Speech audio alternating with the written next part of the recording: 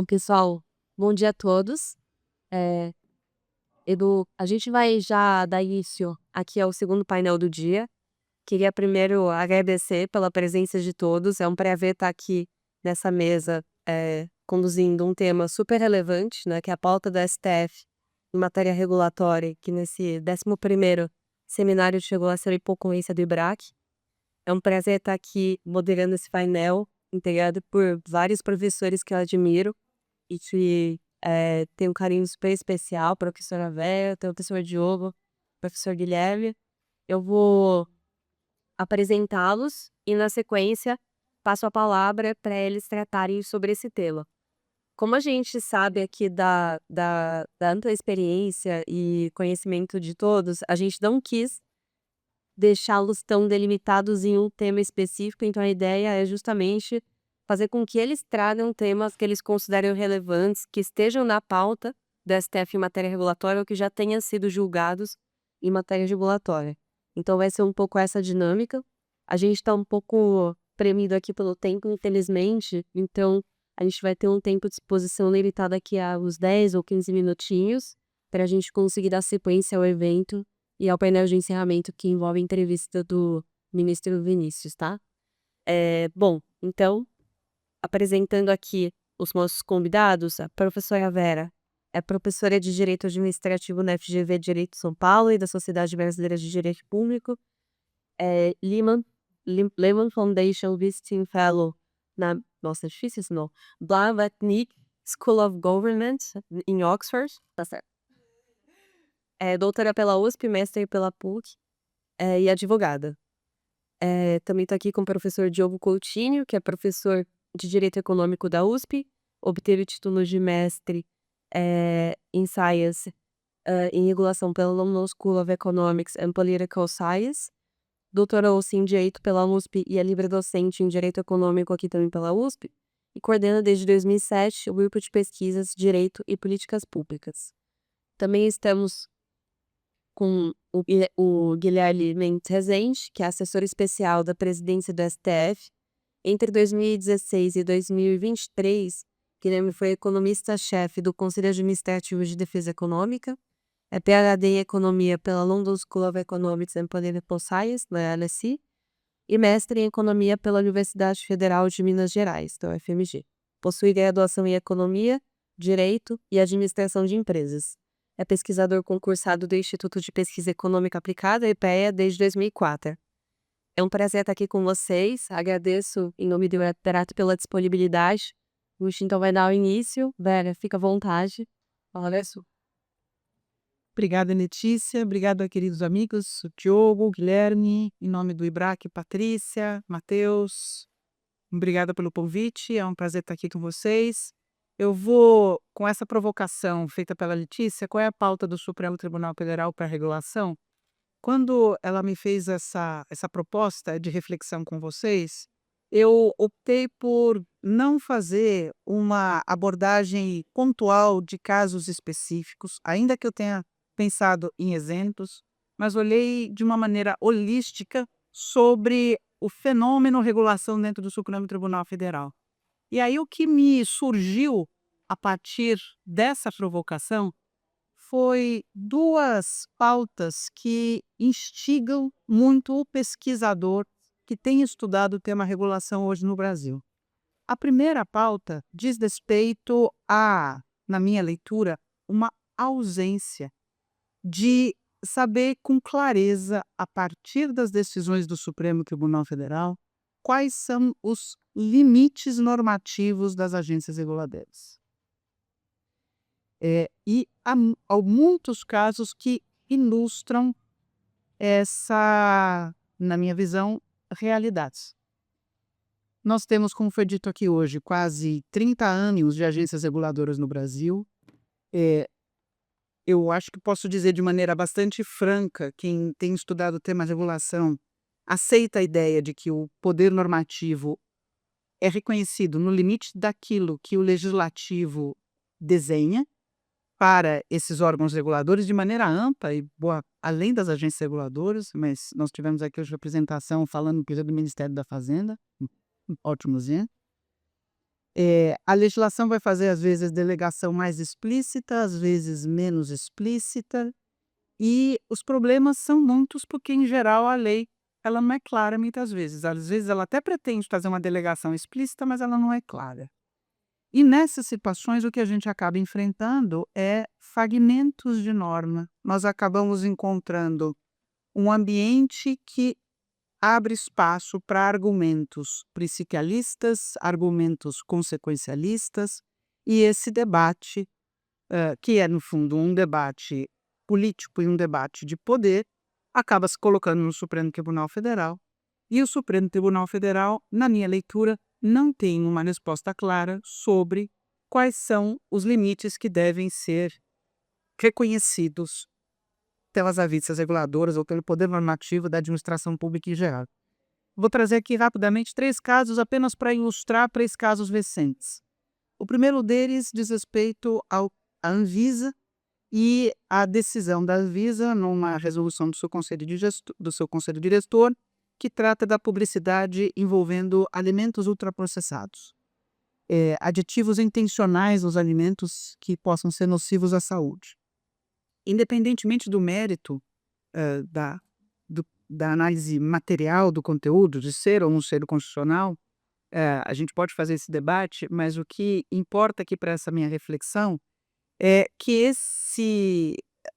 a discussão sobre a constitucionalidade dessa resolução da diretoria colegiada, ela foi objeto de algumas decisões do Supremo Tribunal Federal.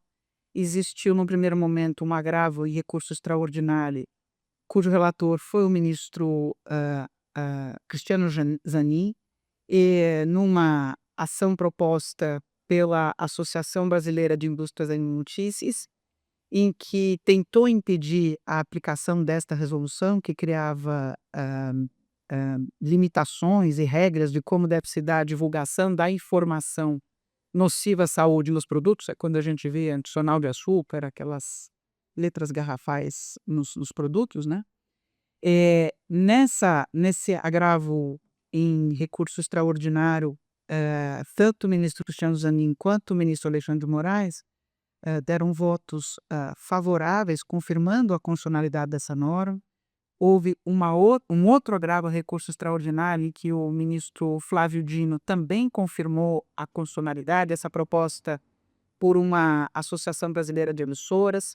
E esse tema voltou à pauta agora do Supremo Tribunal Federal, num controle de constitucionalidade concentrado, por meio de uma ação direta de inconstitucionalidade, que é a 7788, cuja relatoria é do ministro Cristiano Zanin, foi agora em fevereiro de 25, e tem uma audiência pública marcada agora para o dia 26 de agosto, né? Agora, nos próximos dias. Eh, e eu, olhando para a jurisprudência do Supremo, eu sou capaz de dizer que o Supremo é bastante sensível a esses argumentos da profissão à saúde, que o Supremo é muito sensível a uma avaliação, vou chamar aqui de consequencialista da norma, mas eu não saberia dizer como o Supremo vai se comportar a partir da pergunta. A agência reguladora, ela foi além dos limites normativos que efetivamente foram lhe delegados pela legislação? Um outro caso, envolvendo a Anvisa também, que trata da proibição de adição de aroma e sabor em cigarros, né? Esse também é um outro debate que já vem há quase 15 anos, em variadas ações. Esse daqui, há uma tentativa de seguir na mesma linha do caso anterior, mas talvez seja um caso que tenha características diferentes, porque do ponto de vista normativo, no caso anterior, existe uma norma da década de 60 que tem sido utilizada para dar mais conteúdo material ao poder normativo da agência reguladora. Nesse caso aqui do aditivo no cigarro, tem uma dificuldade maior, que eu acho que o argumento principialista ele ainda é mais forte, que no caso anterior tem pelo menos uma norma da década de 70, do finalzinho da década de 60, mas os casos acabam sendo muito parecidos. Nesse aqui, o Supremo Tribunal Federal já chegou a uma decisão de 5-5, numa ação direta de inconstitucionalidade, que foi a 4873, em que ela acabou sendo julgada improcedente, porque como houve empate, houve a presunção da constitucionalidade, e agora o assunto volta de novo a partir de uma repercussão geral, tema 1252, relator ministro Dias Toffoli, ministro Zanin pede vista agora em junho de 2025, e até agora a gente tem 5 votos, o Toffoli e o Fachin pela constitucionalidade da norma, proibindo a adição de aroma e sabor em cigarro, e Alexandre de Moraes, Gilmar e Fux, pelo sentido contrário da inconstitucionalidade da norma. E, de novo, são 2 casos muito parecidos e cujo debate por trás do debate material em si é como identificar qual é o limite do poder normativo da agência reguladora. O que é certo é que, mesmo reconhecendo o poder normativo, eu acho que isso ninguém nega, que o judiciário hoje já reconheça, o judiciário tem exercido amplo controle sobre ele. E esse amplo controle que o judiciário tem exercido, nem sempre é claro quais são os fundamentos para esse controle. A porta de entrada, nesses 2 casos que eu mencionei, é o iminente risco à saúde, né. Recentemente, a Patrícia Sampaio escreveu, também na coluna Publicistas, a gente tem tido aí um debate importante sobre, a reversão do caso Chevron nos Estados Unidos. Esse é acho que um bom campo de estudo em que tem se discutido muito se, há uma ampliação, uma redução do espaço do judiciário, na revisão, das ações normativas, com a revisão do caso Chevron, pelo novo caso, no final do ano passado, o caso Loper Bright, em que o judiciário reconhece que ele deveria ser mais incisivo, deveria ser menos deferente à atuação das agências reguladoras.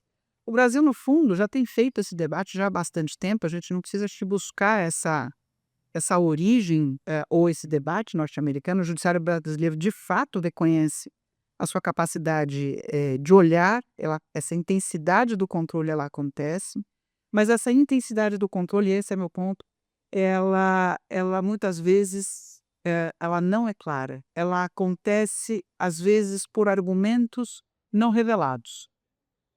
Por exemplo, se é uma norma reguladora do Banco Central, eu talvez dissesse que o Supremo Tribunal Federal levaria em consideração a reputação dessa entidade na eventual avaliação da constitucionalidade ou inconstitucionalidade de determinada norma do Banco Central. É uma análise diferente, é um outro elemento que não é levado em consideração nesses outros casos da Anvisa, em que o debate se dá a partir de um outro critério. Então, acho que esse é uma pauta de pesquisa, é algo relevante, a partir do momento que a gente reconhece que o judiciário, de fato, ele tem reconhecido competência para avaliar no nosso linguajar, né, a discricionariedade da agência reguladora, para avaliar os parâmetros jurídicos, respeitando o mérito. Isso eu acho que está correto, é assim que o debate se põe, mas nos casos concretos os limites são muito mais fluidos e nem sempre são jurídicos e outros elementos são levados à análise à avaliação da decisão. Mais recentemente tem um caso envolvendo a Anatel. Esse caso envolvendo a Anatel, e a competência da Anatel para querer fiscalizar a publicidade e comércio de produtos de telecomunicação, que é o caso dos marketplaces, né? Caso sensível, a notícia de jornal é que no dia 1º de agosto a Anatel, por meio do seu conselho diretor, definiu que os marketplaces têm responsabilidade pela venda de produtos não homologados, ficando passível de punição, né? E o argumento é que seria, desse dever de realizar um controle prévio dos produtos anunciados, decorreria do Marco Civil da Internet, do artigo 19, a nova decisão do Supremo, e que o Marco Civil, portanto, que não protegeria os marketplaces de uma eventual sanção por atos de terceiros. Então, eu acho que isso fecha um pouco a minha exemplificação sobre este grande tema envolvendo a regulação do Supremo, que eu coloquei nesse guarda-chuva dos limites do poder normativo das agências reguladoras. Eu acho que temos muita dificuldade hoje de descrever, como o Supremo Tribunal Federal, se existe um critério, que não seja caso a caso. E aí, o segundo grande tema, a segunda pauta, está muito relacionada à atuação do Supremo envolvendo questões regulatórias que digam respeito à divisão de competência entre entes federativos. Isso se põe muito em temas que digam respeito a normas de regulação econômica. A gente viu recentemente um debate no Supremo Tribunal Federal envolvendo o transporte de passageiros de aplicativo. O assunto volta com o chamado Moto ATP, né? Não é o mototáxi, é o Uber de táxi. O Supremo já tinha tratado do assunto lá no tema 967, quando enfrentou ah, a- o transporte de passageiros por aplicativo, por um motorista credenciado. Já tinha dito que essa regulação econômica ela era livre, que não estava, isso não é serviço público. Já tinha confirmado que a legislação local não poderia criar empecilhos para o exercício dessa atividade econômica. Mas estados e municípios agora, com o assunto das motos, voltaram a esse debate e, mais recentemente ainda, o estado de São Paulo editou uma lei, que é a Lei 18.156 de 2025, que submete os serviços de mototáxi, ou desculpa, de motoaplicativo, não mototáxi, né? São dois serviços diferentes. O de motoaplicativo, a obrigatória autorização dos municípios. É uma coisa meio estranha. O estado de São Paulo dizer, para que os municípios possam autorizar, o município ele precisa expressamente dizer que está autorizado, quando o Supremo já tinha reconhecido que a liberdade de empreender nesse setor de era livre por meio de aplicativos em geral. No fundo, o estado de São Paulo se coloca, junto com outros municípios que querem criar empecilhos ao exercício dessa atividade econômica, ele se coloca como um intermediário, sugerindo que essa autorização ela é discricionária e que ela depende de uma regulamentação própria de cada setor. Então, esse é um outro debate, quer dizer, o debate sobre a divisão de competências entre entes federativos envolvendo pautas que digam respeito à regulação econômica. E, por fim, um outro exemplo é o caso das bets, que eu acho que também nos ajuda a ilustrar bem o quanto esse tema vai voltar na pauta do Supremo Tribunal muito rapidamente, porque o Supremo já tinha afirmado que estados podem explorar serviços lotéricos. Isso já esteve na pauta de uma ação direta de inconstitucionalidade, 2 ADPFs, né? Aí vem a pergunta, isso vale também para a aposta online? Aí vem os municípios criando as suas apostas online e com base nessa decisão do Supremo, dizendo que se já poderia na lotérica física, pode ser na online também. E aí, nesse caso, de novo, se põe o problema sobre as competências federativas em matéria de regulação econômica. E o Supremo Tribunal Federal tem sido cada vez mais chamado a intervir nesse assunto. Então, são essas as duas pautas que eu acho que estão latentes no Supremo Tribunal Federal e que nós, como pesquisadores, precisamos tentar entender, buscar e ter um critério, porque não me parece que a gente tenha enxergado isso até hoje e elas, de alguma maneira, resumem um pouco do debate sobre o assunto. Muito obrigada.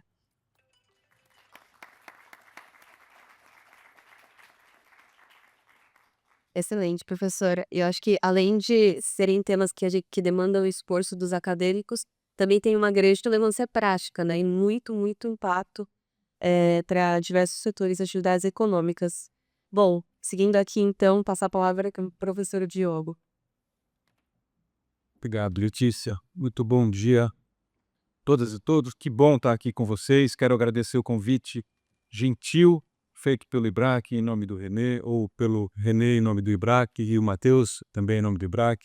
Letícia, obrigado por ter me trazido para essa discussão tão relevante e me colocar ao lado do Guilherme, da querida amiga Vera e da Letícia para falar de algo que é muito instigante e devo dizer que ter te ouvido, Vera, facilitou e atrapalhou muito a minha vida aqui, porque você falou algo que saía da minha boca com menos elegância, mas de um jeito semelhante.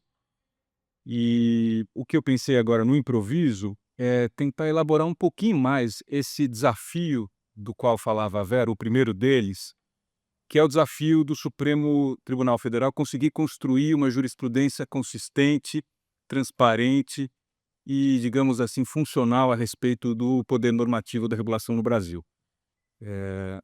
Sem esse entendimento, sem essa jurisprudência, a respeito dela falarei um pouquinho mais daqui a pouco, não é simples construir isso, porque as leis setoriais são muito diversas, então não dá para tirar uma regra de bolso, não dá para construir uma bala de prata ou coisa do gênero, mas sem isso, o que está em jogo é a própria sobrevivência e a própria efetividade do Estado regulador brasileiro.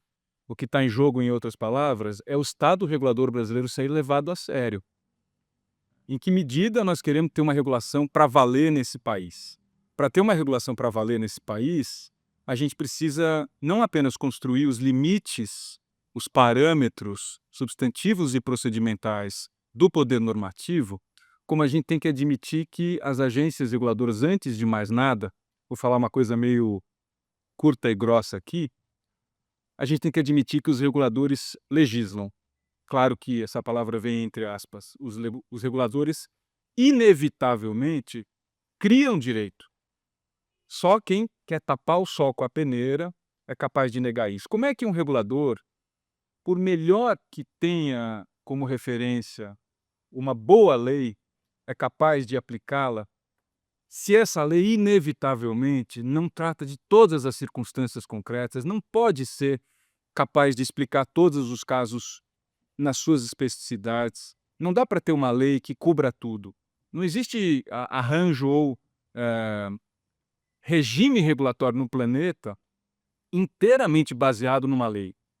Alguma discricionariedade esse regulador precisa ter, e isso significa que, ao interpretar a lei, ele vai criar direito novo. Negar isso é negar a própria regulação, na sua essência. Então, não se trata de dizer se o regulador deve ter ou pode ter poder normativo.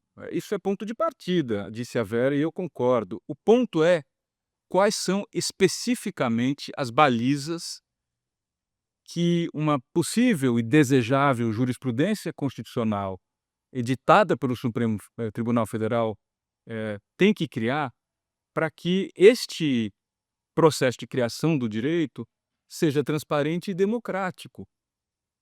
E, no limite, não contradiga a legislação. É claro que a regulação não pode contradizer a lei que embasa o regime regulatório. Mas daí dizer que qualquer interpretação da regulação que não tenha correspondência com a literalidade da lei é ilegal ou é inconstitucional, é um grande absurdo. Não dá para um regime regulatório num país funcionar assim. Então, o que é que talvez o Brasil precise? Talvez o Brasil precise de uma doutrina regulatória genérica, de uma jurisprudência que se apoie em uma doutrina regulatória meio genérica, porque não dá para tratar de todos os setores simultaneamente, uma regra geral que poderia, eu estou especulando aqui para pensar em voz alta com vocês, ser algo do tipo, vamos presumir que se aquela norma de regulação não contradiz explicitamente a lei, nem na letra e nem no espírito, ela é aceitável, ela é legal, até que alguém prove o contrário. Um tipo de um teste Chevron brasileiro moderno. Será que a gente tem condições de fazer isso? Talvez esse tipo de construção genérica o Supremo possa fazer. É verdade, Vera, Matheus e eu estamos tentando decifrar esse enigma há um tempo já, que a jurisprudência do Supremo Tribunal Federal não é clara sobre quais são essas balizas e parâmetros, apesar dela ser tendencialmente favorável a aceitar o poder normativo da regulação. Mas isso é muito pouco, porque a quantidade de fumaça, a quantidade de calor sem luz que isso gera é muito grande. E mais, isto permite uma judicialização oportunista, procrastinatória, chicaneira da regulação. O caso da Anvisa, trazido aqui pela Vera, epitomiza, é exemplar disso. Por que a indústria de alimentos fica judicializando as RDCs, as resoluções de diretoria da Anvisa o tempo todo? Em alguma medida, Vera, porque talvez a Anvisa tenha menos reputação de ser durona e de ser altamente técnica como o Banco Central. Mas também porque o lobby em cima da Anvisa é muito mais violento, é muito mais forte, é muito mais agressivo. É. A indústria pega no pé da Anvisa o tempo todo. Por que que tem rótulo de alto em açúcar, alto em teor de sódio, alta quantidade de gordura trans em tudo que a gente compra no supermercado, mas não pode ter numa propaganda de televisão, não pode ter em outro meio de comunicação? É só um transplante do que já está na prateleira do supermercado para os meios de comunicação. É só isso que a Anvisa quer fazer. A Anvisa não quer proibir propaganda de alimento ultraprocessado, ela quer regulamentar isso em nome da transparência do consumidor. O que que a indústria fez? Ela entrou com uma primeira ação, através da sua representação de classe, e a indústria nunca age sozinha, ela sempre arranja um guarda-chuva de classe para fazer isso. E aí depois que ela viu que ela ia perder, eh, entra uma outra associação de classe para bagunçar o meio de campo e ganhar tempo. Quanto mais tempo a indústria ganha, mais demora para julgar a ação e mais tempo demora para regular os alimentos ultraprocessados. É tão simples quanto isso. Ah, isso significa o quê? Que se esta jurisprudência constitucional mais clara não existir e não passar a existir logo, este tempo favorece a indústria e desfavorece quem come alimento ultraprocessado no Brasil. Quem come alimento ultraprocessado no Brasil é o pobre, porque o alimento ultraprocessado é muito mais barato do que comida de verdade. Vejam as consequências indiretas da inexistência de um critério claro para definir o que é poder normativo da regulação nesse país. É muito difícil construir essa jurisprudência. Não estou falando como se eu soubesse resolver esse problema de forma trivial. É, por muitas razões, porque o Supremo decide, não estou fazendo uma crítica pessoal, estou falando do modelo institucional, do modus decidendi do Supremo, de uma forma tal que os ministros são 11, entendem cada caso do seu jeito, dificilmente eles conversam antes, como muitos ministros de outras Supremas Cortes em outros países do mundo fazem. Então, pode ter 11 votos que não conversam, é tudo muito difícil. Extrair uma ratio decidendi, extrair uma interpretação que seja comum, para além de coisas genéricas do tipo o poder normativo da regulação aqui e ali foi aceito, é muito difícil. Mas isso não significa que seja impossível. Daí porque uma provocação, Guilherme, se vai me permitir agora me dirigir a você como uma peça-chave importantíssima no Supremo Tribunal Federal, né? E eu falo isso como uma provocação, mas no melhor sentido da palavra. Nós estamos aqui na Faculdade de Direito, entre pessoas que estão tentando dar algum tipo de contribuição, por vezes não tão modesta, a um debate importante. Será que é possível, Guilherme, o Supremo Tribunal Federal construir algum tipo de interpretação num nível genérico que independa, não independa inteiramente, mas que independa em parte da circunstância, que seja, digamos, um ponto de partida a partir do qual se possa adotar uma premissa ou uma presunção, para usar uma palavra tecnicamente jurídica mais precisa, de legalidade, porque senão o regulador não vai conseguir trabalhar. E se o contrário for identificado, seja por razões substantivas, seja por razões procedimentais, e aí nota de rodapé, eu entendo que o controle judicial da regulação tem que se dar por razões procedimentais. Vale dizer, juiz não pode substituir a vontade discricionária ou a vontade da interpretação do direito pelo regulador. Então, é mais um controle procedimental. Teve consulta pública, foi bem feita, teve audiência pública, foi bem motivada a decisão regulatória, foi bem fundamentada. A decisão regulatória está baseada em princípio ou em regra, está baseada numa interpretação um pouco forçada, está baseada numa interpretação que contraria a lei. É razoável? Tem proporcionalidade? São perguntas que daria para tentar construir num checklist, que poderia ser objeto de um precedente que depois vira, né, um benchmark ou vira um leading case e depois vira uma jurisprudência que o tribunal adota para dali para frente, como dizia o professor Campilongo aqui com o farol alto ligado para frente, e o Supremo vai lidando com isso, não necessariamente de forma imutável como quem escreve na pedra, mas pelo menos tem um ponto de partida. Isso pode mudar, os precedentes mudam.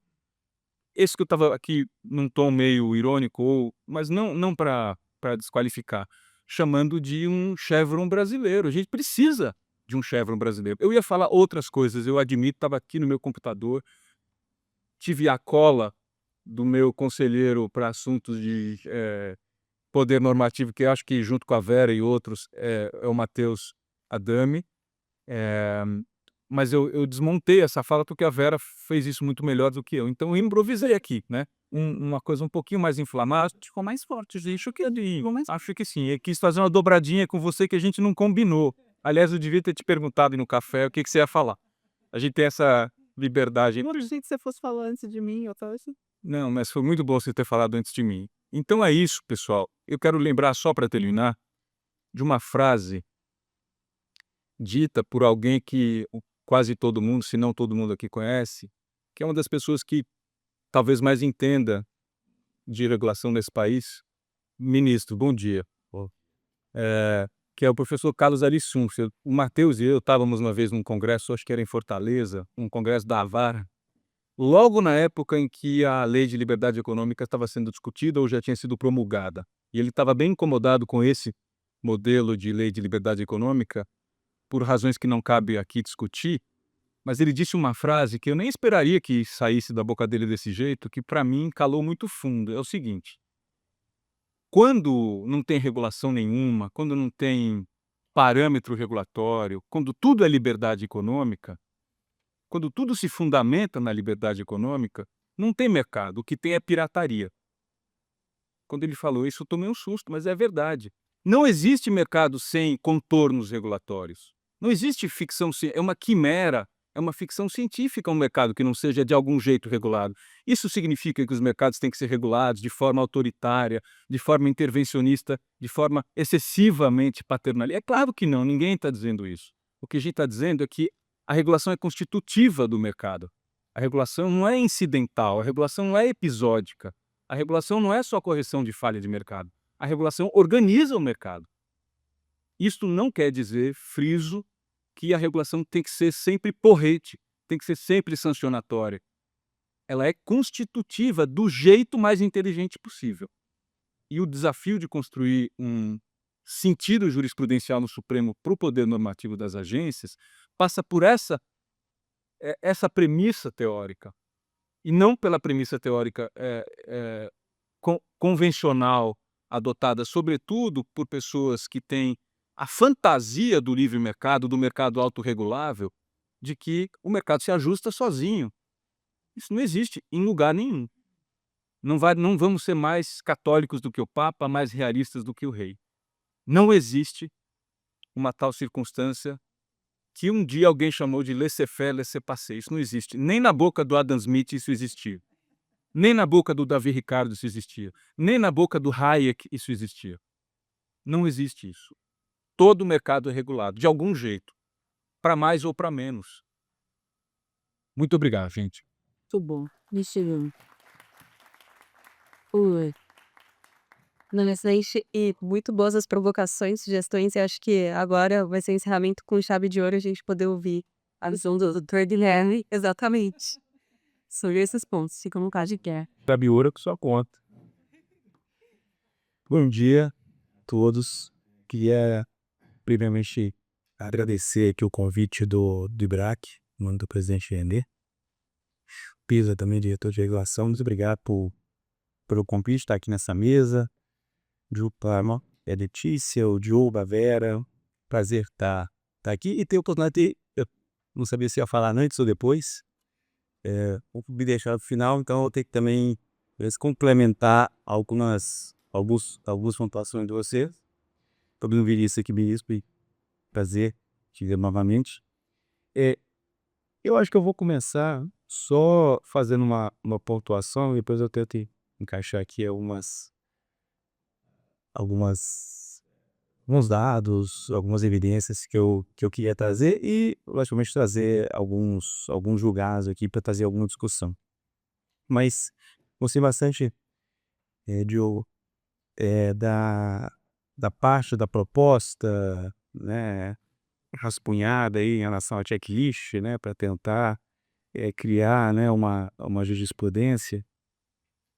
Mas eu sempre posso, quando a gente está falando de decisão judicial, e questões que chegam lá, eu acho que a gente tem que pensar, quando a gente está falando, por exemplo, de política pública, né, existe um contexto maior, né? Eu queria estar aqui, tem uma discussão grande hoje de emendas parlamentares, né? Às vezes o copo fica muito na execução, no controle da execução, mas existe toda outra parte do gasto que é feita, do planejamento, do orçamento público, que é muito mais amplo do que a emenda em si, né? Então, querer consertar ali a emenda é um pouco, mas o problema é muito mais amplo, né? Então, quando a gente fala eh, de controle judicial, né, de políticas públicas, né, de regulação, a gente tem que pensar que a gente está num Brasil em que as políticas públicas, em sua maioria, são ruins, né? E por aí vem a regulação que, em grande medida, ou você tem pouca avaliação, ou quando você tem uma avaliação, os resultados não são tão bons, né? Eu dou uma aula no curso de administração pública, eu trato de avaliação da política pública. Eu tenho muitos exemplos de avaliações e de políticas que são ruins, no sentido que elas não entregam, né? Não são eficazes, não são eficientes. E quando os alunos me perguntam de políticas eficientes, né, que dão certo, o número na minha cabeça, né, os exemplos são poucos, né? E aí para falar o problema não é meu, eu trago 2 livros do Marco Mendes, né? Ele organizou 2 livros, um sobre boas políticas públicas e outro sobre más políticas públicas.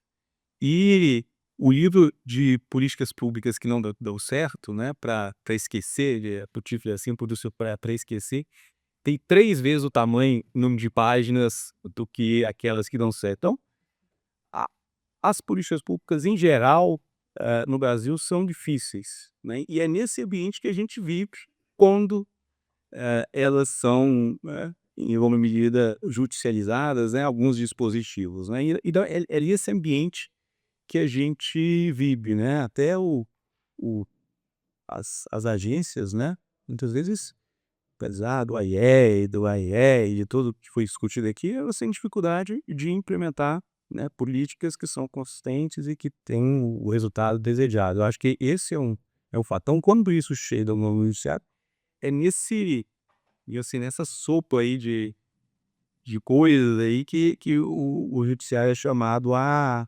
decidir. E aí, na conclusão, eu volto nesse ponto para talvez discutir algumas formas, né, que o STF tem se utilizado para tentar trazer mais evidências na tomada de decisão. Mas o ponto aqui da palestra, né, da nossa conversa, é o título, eu gostei bastante, né, qual a pauta do STF para a regulação. E aí um ponto, logicamente, que tem que ficar claro é que o STF não escolhe a pauta, né, diferentemente até de outras, agências, por exemplo, o CAG, né, eu trabalhei muito tempo lá, ele escolhe, às vezes, a pauta. Hoje o presidente Gustavo, em entrevista dele, falou: "Olha, o nosso foco, em termos de cartel, é cartel de combustível, né, então vamos investigar isso, vamos, né, trazer, casos, né, vamos colocar nossos esforços nisso", né, então e cria uma pauta. Quando é certo, né, você fica, sujeito ao que as partes vão levar, né, por meio, né, ou talvez de MDI, ou por meio de recurso, chega ao STF. E é interessante, pontuar, né, esse contexto, é que falam que tudo, né, está na Constituição, né, mas o modelo de agência reguladora não está na Constituição, né, ela veio por meio de leis aí infraconstitucionais, o que deu, seja aí a vários questionamentos, sobre, e está falando aqui independência técnica, esse poder normativo, né, e aí trazendo evidência sobre essa discussão e já parabenizando pela pesquisa, pelo projeto, né, da FGV-Rio, que já foi muito citado aqui, e muitos de vocês participam, né, sobre regulação em números, né, eu acho que dali a gente traz vários dados interessantes e como professor também, fonte de pesquisa,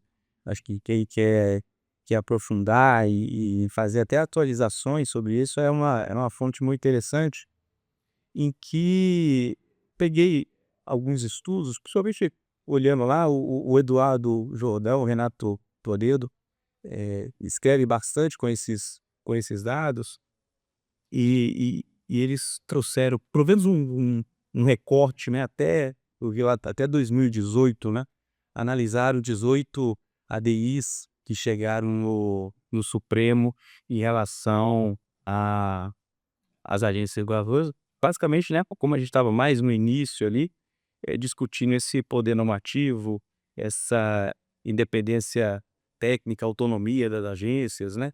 E aí um outro estudo decorrente desse projeto de pesquisa, até anotei o nome que achei muito interessante, o controle das agências reguladoras federais no STF como instância recursal, né, um estudo empírico, o que o recorte ele foi 96 a 2017, trouxe um dado, né, interessante, já foi colocado aqui de certa forma, é que o STF não entra, no mérito, das do caso ali, em 97% dos casos, né, não vai entrar no mérito.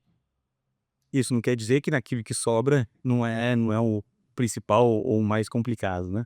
Mas já eu acho que é um número para mostrar essa questão de, talvez, deferência e tal. E quando ele entra nesses 3% dos casos, em 90% ele é deferente às agências, né, que é outro dado eu acho interessante, e não que, eh, aqueles 10% não devam ser estudado, que talvez que cause toda essa discussão, mas até para mapeamento, né, de onde está o problema e aonde, né, estudar, o que analisar, talvez seja interessante. Por exemplo, um caso, né, em que ele não foi talvez, deferente, né, uma ADI, notei aqui 1668, né, em relação à lei Anatel, né, que o STF suspendeu o trecho lá, o dispositivo que autorizava a busca e apreensão, né, justamente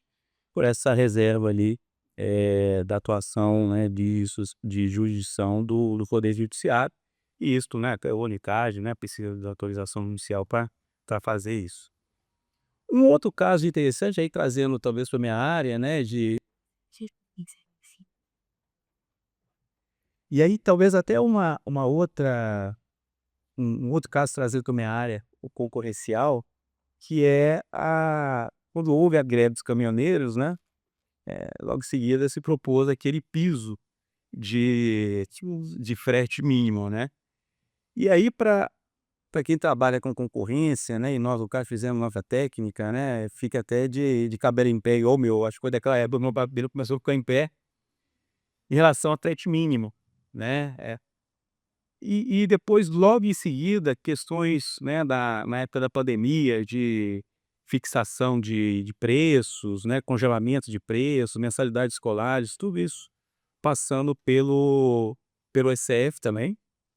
E no caso aqui do frete de caminhoneiros, né, teve um período ali que a ação foi suspensa para tentar um acordo, mas no final, em grande medida, o STF decidiu pela constitucionalidade desse frete mínimo.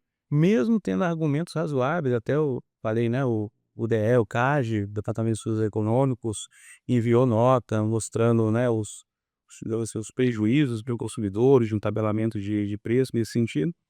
Então, para a gente ver que também em alguns casos, né, essa deferência, talvez, tenha que ser revisto já à luz do que você falou, Diogo, você falou assim: "Até que alguém mostre o contrário", né.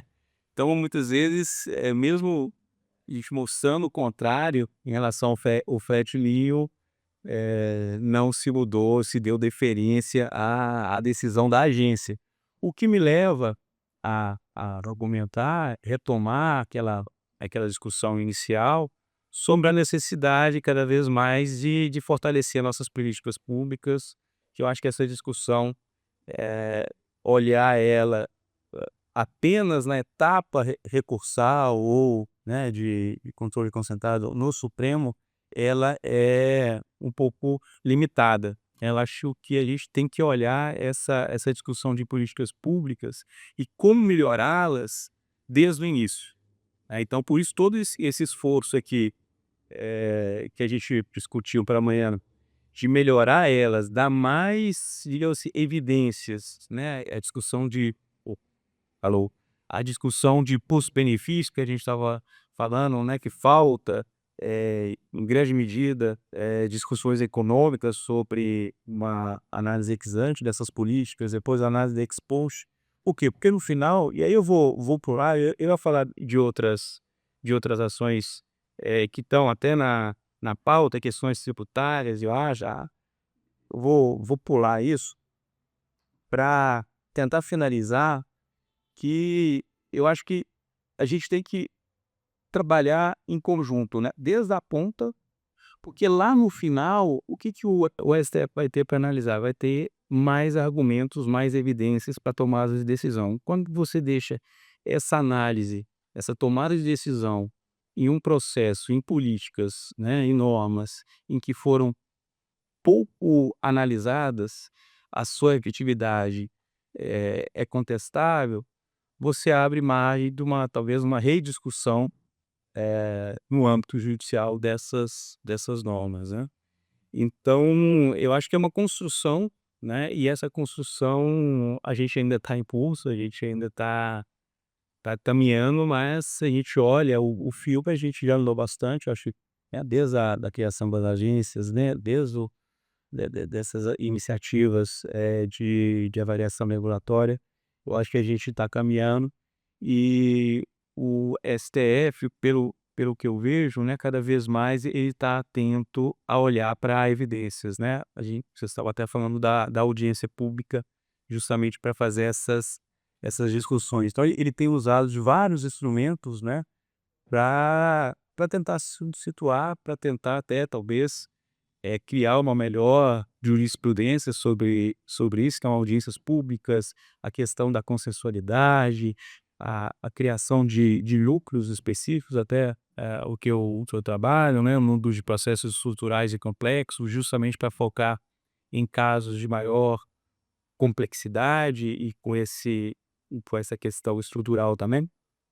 Então, eu acho que é uma construção e que cada parte, desde o do legislativo até o executivo e judiciário, tem que se aprimorar ao longo do tempo, né.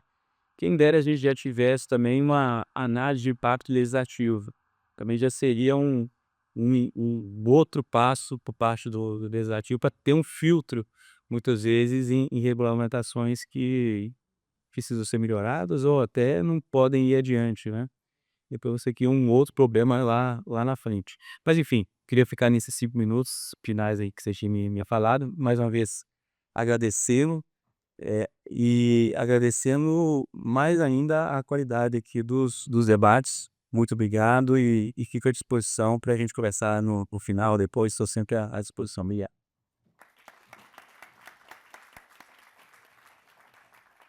Bem, obrigada a todos. Acho que foram riquíssimas as exposições. Infelizmente, a gente não vai ter um tempo para rodada de perguntas e respostas, pessoal, mas os expositores estão aqui, enfim, tentos a interagir com eles se eles tiverem disponibilidade de deixa eu ver se esse quis da debate. Obrigada a todos, a gente vai seguir já para o próximo painel.